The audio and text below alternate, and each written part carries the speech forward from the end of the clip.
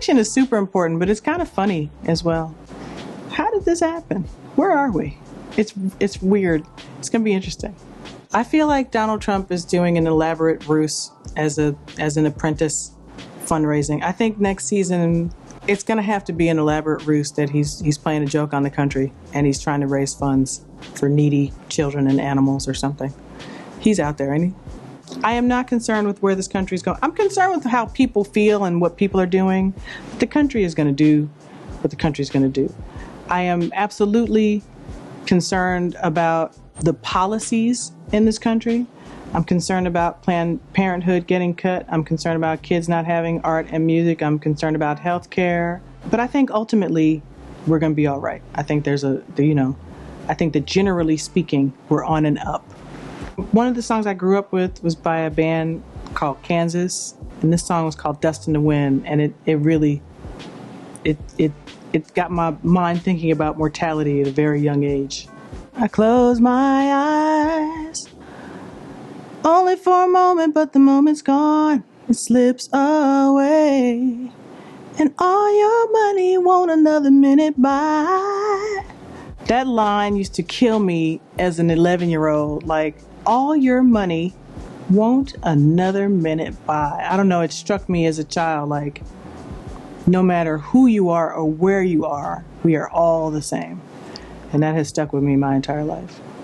Absolutely, I do believe that the middle class is disappearing. I feel like it could turn around. I don't know when it will happen.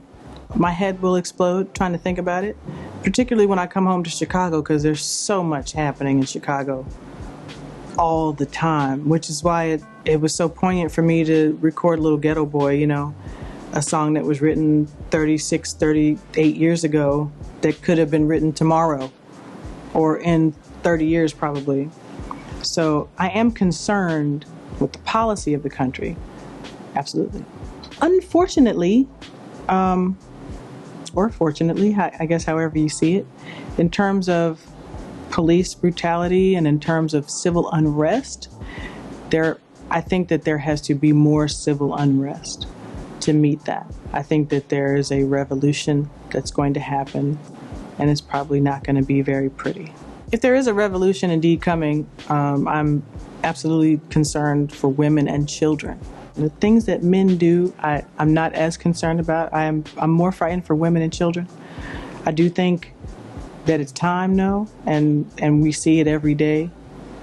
So it's actually being televised, and we are watching it. There's just blatant, it's just kind of blatant at this point. So it's going to be interesting the next few years in this country seeing the civil uprising. I think it's coming, and I think it's probably a good thing because no one in the last 2 generations or 3 generations knows how to fight for what they believe in, knows how to believe in anything. And so I think it's probably a good idea. Getting my first 5 Grammy nominations. Couldn't tell me nothing that day. Walk through the IC unit from one side of the room to the next. He said, and listen to all the moans. He said, then you'll get a different perspective on what life is about. But I had to act like I was Quincy Jones. That was Oscar-worthy. I don't know how I pulled that one off. We thought it was for sure a no-show, and it's like 1:30 in the morning, and I get a phone call, and it's Mr. Wonder himself. He's like, I'm outside. And I'm like, what? And so everybody's like tripping. Everybody's like trying to clean up really quick because they didn't think he was showing up.